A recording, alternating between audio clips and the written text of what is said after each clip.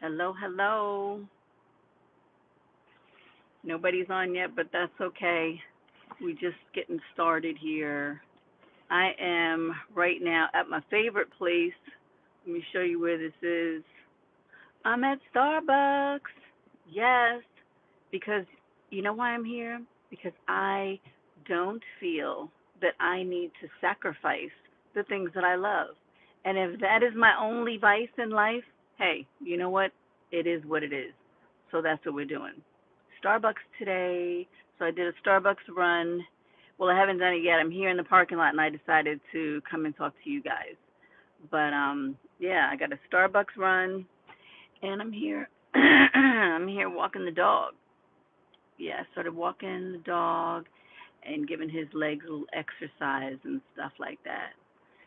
So, right? Right, baby? Right now he's sleeping because he's all tuckered out. But I just wanted to see what you guys are up to and making sure that you guys have all set your intentions for the following year because you know what? We do not have time to just be sitting around anymore and waiting for somebody to hand us an opportunity. We've got to make our opportunity. We've got to do it. And if you don't do it now, when are you going to do it? When? When is it going to be? I mean, every year goes by, and I just wish people tell me, oh, I'm in my 30s and stuff, and, it's kind of late for me now. I'm like, what? In your 30s? I wish I was still in my 30s and I had that kind of time left to do something about what I really wanted to do before and didn't act on it. You know what I'm saying? So, look, you have to do something with your life. Do the things that you really want to do. I know that people talk to us about, the life that they have and they're living their dream life, and it sounds so inspiring, but we can act on our dreams too. We don't have to wait around until we retire to do these things. Act on them now, you know? And if you agree with what I'm saying, give me a thumbs up. I got one. Thank you very much. I appreciate it. And also, I told you guys I'm at Starbucks right now. So, hey, if you don't like the fact that I'm at Starbucks and I'm not sacrificing my one vice, then buy me a cup of coffee. Buy me a cup of coffee. Send me one of them supers or something to buy me a cup of coffee. But anyway, I hope you guys are all doing well. And what do you have that you're planning for the following year? Have you even written it down? Because if you've been following my channel, I'm very big on writing things down. Writing it down because that's how it's going to happen for you. That is spiritual. It's a biblical practice, and that's what God tells us to do. So I have in my notebook and my journal at home, I've written down the things that I want to accomplish, and I want you guys to do the same thing because we don't have time out here anymore to just waste our time. We could be living our best life now. My son, he's been living in California for about, he's been living there over 10 years. And he was one who, we were from New Jersey, and he said, I'm never leaving New Jersey. He never wanted to move away. And so then when he finally did move to California, I was like, wow, that's really awesome that you're going to finally, move somewhere different. Your mind has expanded away from New Jersey. So I was really proud of him. So he's been living out there for a long time. And then one day he said, you know what, I'm moving to Miami. I said, moving to Miami for what? He said, well, it's cheaper there. I said, cheaper where in Miami? Because it's not that much cheaper than in California. But that's what he said he wanted to do. And then come to find out he was actually going to go there to move overseas.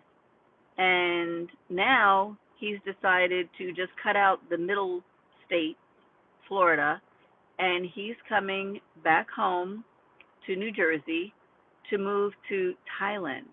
He wants to move overseas to Thailand. And I think he's going with a friend of his. I'm not sure, but he's going to come here and he's going to save up some money for a few months and then he's out of here. He's working on his visa and he said, "You know what? I'm not sticking around here anymore either. There's a lot of things going down and it's not just the political climate that people are concerned with about moving. that's why they're moving away. They are just wanting a better quality of life. Your money goes further. You can still have life insurance and health insurance over there, and you can still live your version of the American dream over there. We're still Americans. We don't have to be here in the US and think, you know what, I got to live and die here, and that's it. We can go somewhere else, and that's what we always have to remember. Let me show you this baby. Come here, baby. This is the little baby. He was sleeping. He's so cute, right? This is little Moosey. Say hi, Moose. Say hi. Hi. He's tired out because I took him for a long walk right around here at my favorite place. Here we are, Starbucks. You see Starbucks right over there? Right there, folks, right there. So yeah. So I'm just I wanted to come live and talk to you guys for a few minutes before I go in because I have to bring something back for someone else in the household as well. But what are you guys up to today? I'm going to a concert this evening, something to occupy and distract me for a while from all this side hustle I'm doing to build up a business so that I can move overseas. But what are you guys up to today? Are you making plans for the year? What are you guys doing? If you're making plans or something like that, give me a thumbs up on this video, please, so that I can know that you're listening and that you're actually going to do something different in the new year. What are you going to have planned? Anything special? Because I know I am, because I don't plan on staying at this 9 to 5 much longer. I'm working my plan to get the heck out. There are exactly 2 more bills that I have that I want to completely pay off before I go. So that's my plan. And as soon as that's done, I'm ready. I think the biggest thing I'm working on outside of that is to work on shipping my things. So at first I put all of these things that I have in storage, and I said, okay, now I have to pay thousands of dollars. Well, when I found out it was thousands of dollars to have it shipped. And then, I said, well, how can I downsize it before I go?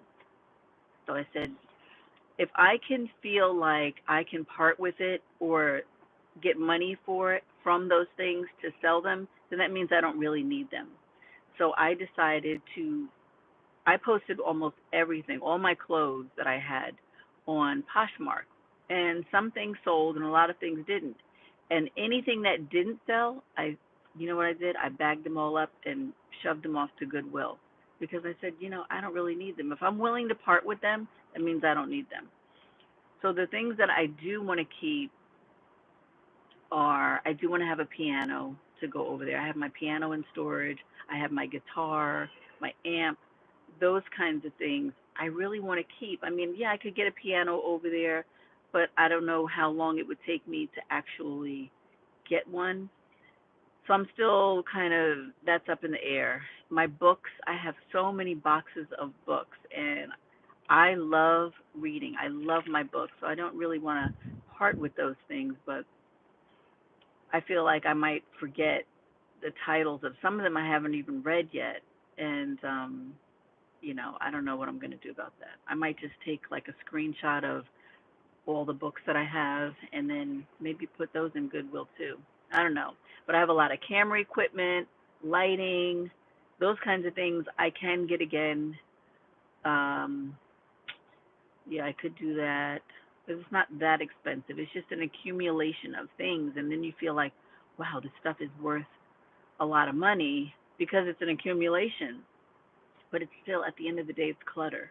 And you can't take it with you. If something happened to me tomorrow, what would the next person do with all of those things but have to get rid of them? Either sell them or give them to Goodwill. So I figure, you know what? I should just part with them now so I don't leave that on the next person. My mother, she passed away not too long ago, and my daughter's father, he passed away as well. And there's a lot of things. Like my daughter has a lot of boxes of his things, and I don't know, it's not my place to get rid of those things. So I have them boxed up. They're in storage also. One day she has to go through those things. And it's not she has gone through some of them, but it's still at the end of the day it's clutter. And you're paying for someone else to store your clutter and paying a lot. So what I did do up front is I paid like, what did I pay? I think I paid $72 a month for 3 months in advance because I said, you know what, I'm not going to have this much longer than that because I'm going to be out of here.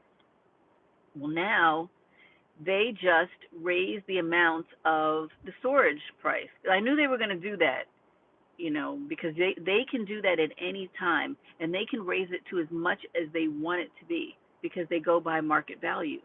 So they went from $72, and now they said they're raising it to $125. That's a big deal. That's a big difference. So I got to get that stuff out of there. I really do. I have to downsize it so that at least I'm only paying for my daughter's things and her dad's things, and that's it. Maybe the piano, but now the more I think about it, the more I'm like, I don't know. Because when I get to the country I'm going to, I don't want to have, I'm going to have to pay for somebody to haul it up, and I'll have to, and if I can't put, I don't even know if I can put it in the condo that I got. I might have to just pay for its storage there. And storage is not cheap there either, actually. That's the only thing. That's pretty comparable. Not as expensive as it is here, but it can be pretty pricey. So I don't know. Those things are up in the air, but I'm dealing with it. And within the next couple of weeks, I will have made a decision about it, and I'll let you know what I decide to do. So again, what's everybody else doing for 2025? What are your plans? I hope you have some really big plans that you're going to do, and you're not just, just falling back on status quo, and that you're really going to have some momentum happening. I hope that you've been inspired by some of the videos I'm making to not fall for the same thing over and over again, and that you're going to do something different with your life, that you're going to be inspired by either myself or someone else who said, you know what, you can do something differently. You don't have to stay here to retire, and you can live your best life right now. Maybe you want to go to Greece. Maybe you want to go to Ghana. If you go to Ghana, let me tell you, you can live like a king and a queen over there with the money that you have now. So what I tell you is that try to find something now, like some kind of start hustle. Yeah, start hustling with a side hustle that you can begin right now and build it up. Build up that momentum now so that by the time you finish with 2025, you're going to be ready to be out of here. Okay? So work on whatever it is. I mean, maybe it's something that you're doing right now at your job that you are, say if you're talking to people on the phone, maybe you're good at customer service.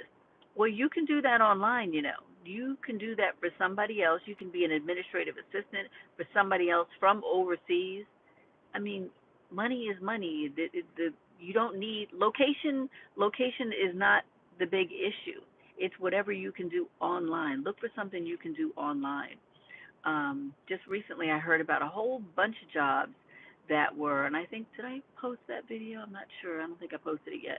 But a lot of different opportunities that something that you do here already every single day, you can do that online. And you can always do a how-to video about what you do at your current job. You can start making videos about that. Because believe it or not, there are people who want to know the information that you have that only you know how to do in your unique way. They want to know it. They want to have that information, and you can definitely post that. What is it? Balancing Faith and Life says, starting my YouTube page on January 1st. Yay! Very nervous.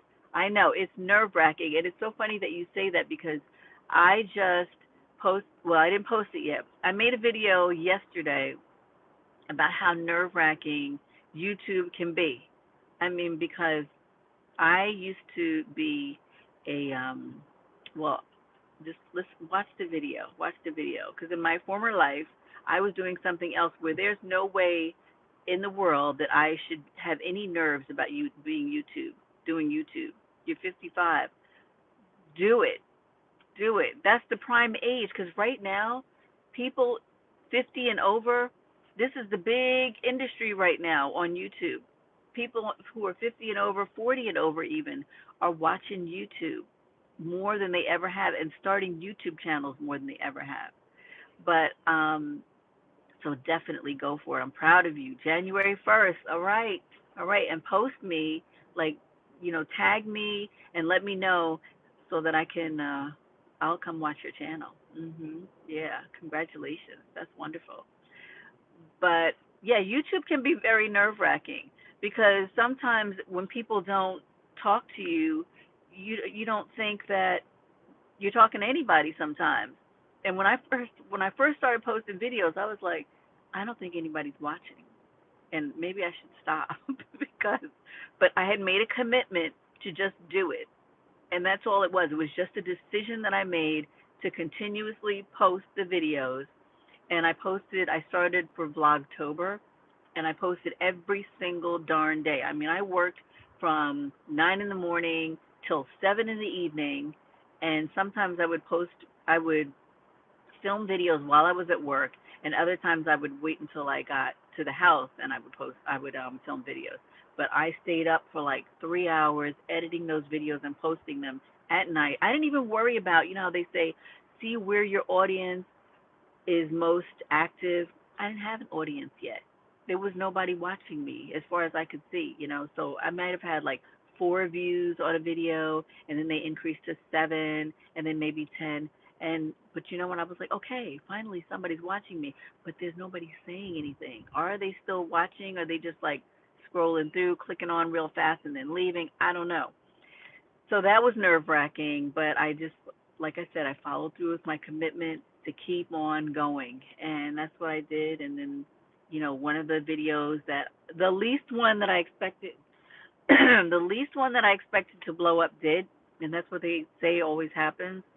Because I remember posting this other one, I was like, oh wow, this one's a good one, and I know people are gonna want to hear this. I think I got the least amount of views on that one. So yeah, so just keep posting because you never know at first, especially when you're first starting out, you don't know what people really want from you. So if you guys want to hear something specific from me, let me know.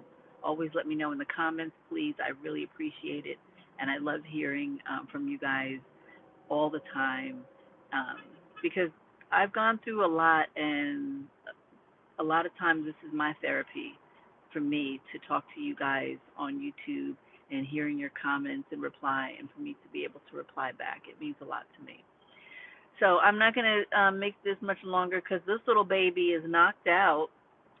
Right, baby? Oh, he's not even getting up. He's so tired. Let me see if I can show you guys. Look at him. He's so knocked out.